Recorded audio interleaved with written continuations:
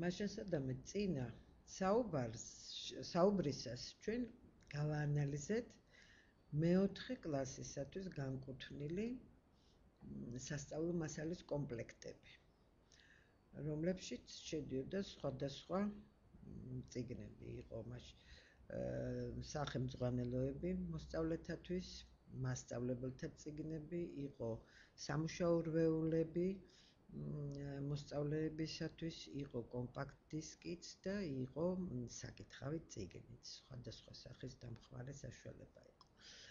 Აი ამ ანალიზს, რომელიც წინა საუბრისას წარმოვადგინე, ვაძლევთ ჩვენ სტუდენტებს, რათა დამოუკიდებლად მოამზადონ მანდ მასალა ამ ნიმუშის მიხედვით მე-5 და მე-6 კლასების სასწავლო მასალის კომპლექტების ანალიზისა, რაც ჩვენ უნდა მათთან ერთად მე და ჩემო სტუდენტებმა განვახორციელოთ სასემინარო მუშაობის დროს. ამ სემინარებზე უნდა გაირკვეს ორი მნიშვნელოვანი საკითხი. ერთი პირველი ის არის, რომ სტანდარტის ჩამოყალიბებისას რამდენად იქნა გათვალისწინებული რეფორმირების საწყის ეტაპზე ჩვენს მიერ უკვე ნახსენები, კვლევართა ჯგუფის მიერ ჩატარებული ანკეტირება და კვლევა ბავშვთა, მშობელთა და მასწავლებელთა ჯგუფებისა, რის საფუძველზეც მათ შემოგთავაზეს რეკომენდაციები, რომლებიც ასევე გაგაცანით მე. Აი, ჩემმა სტუდენტებმა და მე ერთობლივად უნდა ჩამოვაყალიბოთ. შესაბამისობაში არის თუ არა ის მოთხოვნები, უკვე რეკომენდაციები, მეცნიერთა რეკომენდაციები სტანდარტის მოთხოვნებთან. და მეორე საკითხი, როგორ ეთანადება თავად სტანდარტის მოთხოვნებს განხილულ სახელმძღვანელოებში წარმოდგენილი მასალა და სწავლების პრინციპები. ამგვარი მუშაობა დაკვირვება სრულიად ახალ მასალაზე, როგორც იცით, ეს სახელმძღვანელოები დამტკიცდა მხოლოდ წლევანდელ სასწავლო წელს და სექტემბრიდან შევიდა სკოლებში.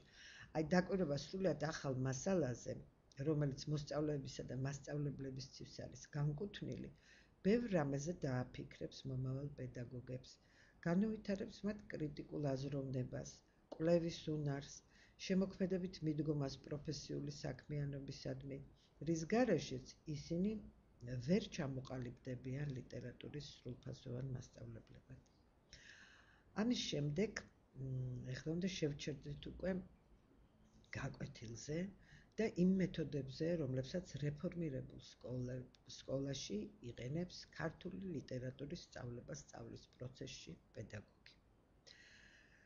სანამ ამ საკითხებზე დავიწყებ ლაპარაკს, მინდა კიდევ ერთხელ დავაფიქსირო ჩვენი პოზიცია. ჩვენ შევთანხმდით, რომ ლიტერატურა ხელოვნების დარგია და ესე იგი მხატვრული ნაწარმოები ხელოვნების ნიმუშია, რომლის შექმნისათვის ხელოვანის ამ შემთხვევაში წერილის მასალა და იარაღი არის ენა. ისევე როგორც კომპოზიტორისთვის არის მუსიკალური ბგერები, მხატვრისთვის არის ფერები, მოქანდაკისთვის არის ქვა ან მეტალი, მოცეკვავისთვის სხეული. ცეკვა ხომ სხეულის ენაა. მართალია, ხელოვნება ზოგად საკაცობრიო ფენომენია, მაგრამ მას ნაციონალური ნიშნებიც გააჩნია, რაც მას განსაკუთრებულად ფასეულს ხდის. კაცობრიობის კულტურულ საგანძურში გამორჩეული ადგილი უჭირავს ქართულ ხალხურ სიმღერასა და ცეკვას, რომლებსაც ხელოვნების სხვა სახეობების მსგავსად აღმქმელებამდე, ესენი არიან მსმენელები თუ მაყურებლები, მიაქვთ შემქმნელი ხალხის ტრადიციები, წეს-ჩვეულებები, ისტორია, მისი სულისკვეთება. ასევე ლიტერატურაც, როგორც ხელოვნების დარგი, რომელიც მართალია დღესდღეობით ისეთივე უნიკალურ მოვლენად არ არის მსოფლიოში აღიარებული, როგორც ვთქვათ ქართული სიმღერა. და ამის ნათელსაყოფად ერთადერთი მაგალითიც იკმალეს კოსმოსში ჩვენი პლანეტიდან გაგზავნილი 3 მუსიკალური ნაწარმოებიდან ერთ-ერთი ქართული ხალხური ჩაკოლოლოა, როგორც მოგეხსენებათ. და ეს მსოფლიო აღიარება მოიპოვა ჩვენმა მუსიკალურმა ფოლკლორმა მრავალხმიანობამ. მაგრამ და ასეთი აღიარება თქო, ქართულ მწერლობას არ აქვს მსოფლიო მასშტაბით მოპოვებული, მაგრამ ჩვენ 3 მილიონიან ერს მსოფლიო მნიშვნელობის სიტყვის რამდენიმე დიდოსტატი მაინც ჰყავს. პირველ ყოვლისა გულისხმობთ რუსთაველს, ვაჟა-ფშაველასა და გალაქტიონ დაბიძეს. და ამიტომ თუ სახელმწიფო ახალ რეფორმირებულ სკოლას ეროვნული სასწავლო გეგმის მიხედვით მიზნად უსახავს ეროვნული ტრადიციების მაღიარებელი და პატივისმცემელი, ზოგად საკაცობრიო კულტურასთან ნაზიარები, ღირსების მქონე ახალგაზრდის აღზრდას, ეს პირველ ყოვლისა ქართული ხელოვნების, ქართული ლიტერატურის მეოხებით უნდა მოხდეს. ქართულ ლიტერატურას კი ამისთვის აუცილებლად უნდა დაეთმოს ცალკე გაკვეთილები და არა ენასთან ინტეგრირებული. ეს სკოლის მეორე საბაზო საფეხურიდანვე უნდა დაიწყოს. ლიტერატურის გაკვეთილზე ეგრეთ წოდებული ოფიციალურ საქმიანი, პრაგმატული, ანუ არა მხატვრულ შემოქმედებითი ტექსტების განხილვაზე დრო ნამდვილად არ უნდა დაიხარჯოს. მათი გაცნობა და დამუშავება უპრიანია ენის გაკვეთილებზე მოხდეს. და ამასთან დაკავშირებით კიდევ ერთი მტკივნეული საკითხი მინდა წამოვწიო წინა პლანზე. თუ კი მწერლობა ერის მენტალიტეტის უპირველესი ემანაციაა, მოზარდებამდე მშობლიური ლიტერატურა შენარევების ბრჭყალებში ვხმარობ ამ გამოთქმას გარეშე წმინდა სახით უნდა მივიტანოთ. ანუ რას გულისხმობ?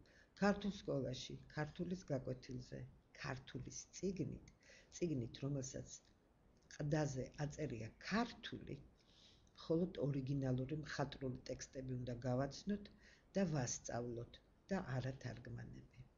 საზღვარგარეთული მწერლობის ნიმუშების გასაცნობად კი და ეს აუცილებლად უნდა მოხდეს, ამას მივესალმებით, მაგრამ ამ მასალის გასაცნობად წარმატებით შეიძლება გამოვიყენოთ ისეთი საკითხავი წიგნები, რომლებიც თუნდაც უკვე დასახელებული მაღლაკელიძის ჯგუფის მიერ მომზადებულ სასწავლო მასალის კომპლექტში შედიოდა, როგორც მოსწავლეთა საკითხავი წიგნი. ახლა დაუბრუნდეთ ისევ ჩვენი საბოლოო ამბიციური მიზნის, ლიტერატურის სწავლება-სწავლის პროცესის დამაგვირგვინებელი შედეგის, ანუ კარგი, ვარგი მკითხველის საკითხს. მივაქციოთ იმასაც ყურადღება, რომ სკოლამ უნდა გაზარდოს მკითხველი, კარგი მკითხველი და არა მწერალი. ისევე როგორც მუსიკალური სკოლა, ვთქვათ, ზრდის და მისი საგანმანათლებლო პროცესის მიზანი იქ არ არის კომპოზიტორისა თუ შემსრულებელის, პიანისტის იქნება თუ ვიოლინოს დამკვირვებლის და ასე შემდეგ აღზრდა, არამედ იქაც მთავარი მიზანი მუსიკალური სკოლისა არის გემოვნებიანი მსმენელის აღზრდა. ეხლა, თუმცა ლიტერატურასა და მისი მკითხველის შესახებ წინა ჩვენი საუბრებისას მოხსენიებული დიდი ადამიანების გამონათქვამებს თუ მიუბრუნდებით და აღვიდგენთ ხსიერებაში, იმისი აღიარებაც მოგვიწევს, რომ მიღწევა ამისი ურთულეს ამოცანას წარმოადგენს. თუ გახსოვთ, ვირჯინია ვულფის გამონათქვამი მოვიყვანეთ იმის თაობაზე, რომ კარგი მკითხველიც ისეთივე ხელოვანია, როგორც მწერალი და თუ ეს ასეა და დაუჯერებთ ამას, მივიღებთ ამ მოსაზრებას, ეს ურთულესი რამ არის. ეს ყველას არ ხელეწიფება, ბუნებრივია ყოველ ადამიანს, მაგრამ ჩვენი მიზანი მაინც უნდა იყოს იდეალთან მიახლოება. ყველას თუ ვერ აღზრდით, ყოველ შემთხვევაში უნდა ვეცადოთ ეს და გარკვეული ნაწილი მაინც იქნება ის, რაც ჩვენ გვინდა რომ მივიღოთ. ჩვენ უნდა ვეცადოთ მოზარდებს ვასწავლოთ ფიქრი ამ საკითხებზე. დაუფიქრდნენ მაინც იმას, როგორ უნდა წაიკითხონ ტექსტი. კარგი მკითხველი ისაა, ვისაც საკუთარი დასაბუთებული აზრი და შეხედულება აქვს ამა თუ იმ ქმნილებასა და მის შემოქმედზე. თვალსაზრისი დამყარებული ყოველი მხატვრული ტექსტის საკუთარ ინტერპრეტაციაზე. როგორ მიიღწევა ეს ვითარება? ძალიან სქემატურად რომ წარმოვიდგინოთ, მხატვრული ტექსტის შესწავლის პირველ საფეხურად უნდა მივიჩნიოთ მისი წაკითხვა და შინაარსის გაგება. შემდეგ საფეხურებად მისი აღქმა, ანუ რას გულისხმობთ აღქმაში, სინთეზური განხილვა შინაარსის, ფორმის, ავტორის იდეურ-კონცეპტუალური მიზანდასახულობის, მხატვრულ-გამომსახველობითი პალიტრის დახასიათების გზით. საბოლოო შედეგად ვიღებთ მხატვრული ნაწარმოების მკითხველისეულ ინტერპრეტაციას. ძალიან უხეში შედარება რომ მოვიხმო, როგორც შენობის აგება, მისი კედლების ამოყვანა თანდათანობით, აგურის აგურზე დადებით ხდება მშენებლების მიერ, ჩვენც მათ მსგავსად უნდა ვიმოქმედოთ. თითოეული გაკვეთილი უნდა ვაქციოთ მცირე წვლილად, ასე ვთქვათ, ერთ აგურად საბოლოო მიზნის მიღწევის გზაზე. თავდაპირველად, მოდით ისე ვუბრუნდები გაკვეთილის საკითხს და განვსაზღვროთ უნდა არსი და რაობა. ვუპასუხოთ კითხვას, რა არის მაინც გაკვეთილი. ზოგადად ის ასე შეიძლება განმარტოთ. ის სწავლება-სწავლის პროცესის, ანუ მოსწავლეებთან მასწავლებლების ურთიერთობის ძირითადი, დროში მკაცრად ორგანიზებული და ყველაზე მნიშვნელოვანი ფორმაა. რას გულისხმობ ამაში, რომ ურთიერთობის სხვა ფორმებისას, მოსწავლეთა მასწავლებელთან ურთიერთობის სხვა ფორმებისას, მუშაობას სისტემატური, ყოველდღიური ხასიათი, როგორც ვიცით, არ აქვს. სხვა ფორმებში აქ გულისხმობ კლასგარეშე ღონისძიებებს. ჩვენ შემთხვევაში ეს შეიძლება იყოს სხვადასხვა თემატური საღამოები და თუ დილები, კედლის გაზეთის მომზადება, ექსკურსიები, სპექტაკლებზე და ფილმებზე დასწრება, გამოფენების დათვალიერება და სხვა ამგვარი ღონისძიებები. სწავლება-სწავლის ხანგრძლივი პროცესი მოსწავლეთათვის ახალი მასალის ინფორმაციის მიწოდებასთან ერთად მისი აღქმისა და დასწავლის სხვადასხვა ფორმით შემოწმებასაც გულისხმობს და ამიტომ ამდენად ჩვენ შეგვიძლია პირობითად ორ ნაწილად გავყოთ ეს საგაკვეთილო პროცესი. ტიპიური გაკვეთილი. იქნება ასეთ ნაწილებად შეიძლება დაიყოს. ერთი არის წინა გაკვეთილზე გადაცემული ცოდნის შემოწმება და მეორე ახალი მასალის გადაცემა მიღება ბავშვის მხრიდან, მოსწავლეთა მხრიდან. გაკვეთილი, როგორც აღვნიშნე, აღზრდა ახსასდელების სისტემატური ურთიერთობის ფორმაა და რადგან ეს ასეა და ის ყოველდღიურია თითქმის, ხო? ყველასაგანს არ ეხება, მაგრამ ამიტომ მას ყველაზე დიდი საშიშროება შეიძლება შეექმნას იმ სახით, რომ ერთფეროვნებამ შეიძლება უკვე სხვა შედეგი მოგვცეს და მოსწავლეთა მხრიდან გამოიწვიოს დისტანცირება ამ პროცესისგან. შესუსტდება მოსწავლეთა ინტერესი და აქედან გამომდინარე სწავლება-სწავლის მთელი პროცესის შედეგიანობა შეიძლება ნულამდე დავიდეს. ამის თავიდან ასაცილებლად მასწავლებელი მუდმივად უნდა აქცევდეს ყურადღებას მეთოდებისა და ხერხების მონაცვლეობას, მათი სხვადასხვა კომბინაციების გამოყენებას. მთლიანად სწავლება-სწავლის პროცესის და აქედან გამომდინარე მისი ერთი შემადგენელი კომპონენტის გაკვეთილის ეფექტურობას განაპირობებს რამდენიმე ძირითადი მოთხოვნის გათვალისწინება და დაცვა. ეს მოთხოვნებია შესასწავლი მასალის შესაბამისობას შესატყვისობაში, შესასწავლი მასალა უნდა იყოს აუცილებლად მოსწავლეთა ასაკობრივ თავისებურებებთან. მოსწავლეთა გააქტიურების, მათი ინტერესის გაზრდისა და ცოდნის შემოწმების საშუალებებიც ასევე შესატყვისობაში უნდა იყოს მათ ასაკობრივ თავისებურებებთან. სასწავლო მასალა სწავლების პროცესში უნდა დაუკავშირდეს თანამედროვეობის აქტუალურ პრობლემებს. სასწავლო პროცესში აუცილებლად უნდა ჩაერთოს მოსწავლეთა პირადი გამოცდილება და მოსწავლეთა ინდივიდუალური გამოცდილების გათვალისწინებით უნდა მოხდეს მათთვის საინტერესო და დაძლევადი დავალებების დიფერენცირება.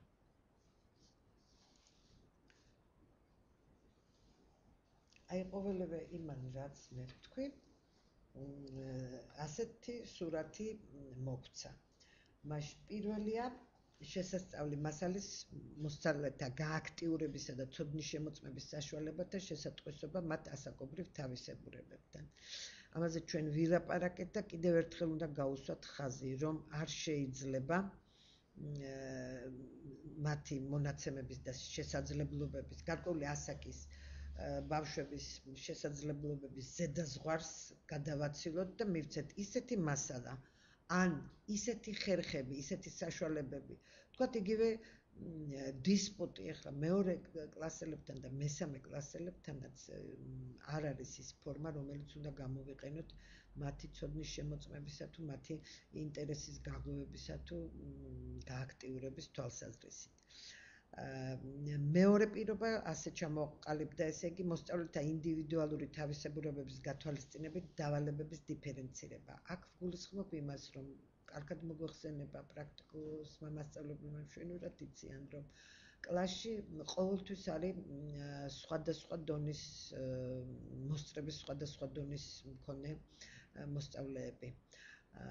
შეიძლება ძალიან განსხვავებულიც იყვნენ. თუ იმასაც გავითვალისწინებთ, რომ ინკლუზიური სწავლება შემოვიდა და ასეთი ბავშვებიც გვყავს, რომელთა შესაძლებლობები გაცილებით დაბალია თავიანთ თანატოლებზე, არც ისინი არ უნდა დარჩნენ დავალების გარეშე და არც მათ უნდა გაუჩნდეთ არასრულფასოვნების კომპლექსი.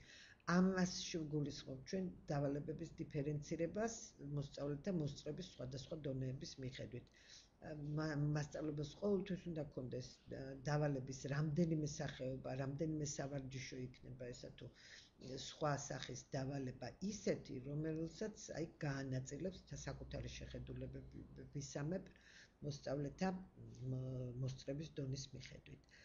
ეხლა მასალა სასწავლო აუცილებლად უნდა დაუკავშირდეს თანამედროვეობის აქტუალურ პრობლემებს, როცა ვამბობთ, აქ ვგულისხმობთ იმას, რომ სასწავლო მასალა, ანუ მხატვრული ტექსტი ყოველთვის არ არის თანამედროვე მწერლის მიერ შექმნილი და თანამედროვეობას რომ ეხმიანება ისეთი. ჩვენ წარსულსაც უკავშირდება ძალიან ბევრი მასალა შეტანილი იგივე დაწყებით სკოლაში. ამდენად ეს მასალა უნდა გავხადოთ ბავშვებისთვის არა ისეთი რამ, რასაც ისინი მხოლოდ წარსულში მომხდარ ფაქტებს დაუკავშირებენ და ისეთ ფაქტებს, რომლებიც შეიძლება მათთვის დიდად საინტერესოც არ იყოს, არამედ ყოველ მასალაში უნდა მასწავლებელი ეცადოს გამოარჩიოს და ამოიღოს ის მარცვალი, რითაც ის დღევანდელობას დაუკავშირებს და უფრო საინტერესოს გახდეს ბავშვებისთვის ამ მასალას. ეხლა ასევეა მეოთხე პირობის შემთხვევაში, რომელშიც ვგულისხმობთ იმას, რომ ამ სასწავლო პროცესში აუცილებლად უნდა ჩაერთოს მოსწავლის პირადი გამოცდილება. ეს ძალიან პრაქტიკოსმა მასწავლებლებმა იციან, რომ ძალიან კარგ შედეგებს იძლევა, როცა კლასში არა მხოლოდ ბავშვები ყვებიან ამის შესახებ, არამედ არის ისეთი რამ კლასის ისტორიაში უკვე და მასწავლებელმაც და ბავშვებმაც ეს ძალიან კარგად იციან, რომელიც შეიძლება დაუკავშირდეს ამა თუ იმ მხატვრულ ტექსტს და მაშინ ინტერესი ნამდვილად ძალიან დიდია ხოლმე. და ბოლო მოთხოვნა და თუ ფაქტორი განმაპირობებელი არის მასწავლებლის კრეატიულობა, ანუ შემოქმედებითობა. ყველა წინ ჩამოყალიბებული 4 პირობა მხოლოდ ასეთ შემოქმედ მასწავლებელს შეუძლია განახორციელოს და აქედან გამომდინარე სასურველ შედეგსაც მიაღწიოს. მაშასადამე გამრავალფეროვნების შესაძლებლობებთან ერთად ზოგადად გაკვეთილს ვგულისხმობ ნებისმიერი საგნის გაკვეთილს უნივერსალური ნიშნებით სახარ.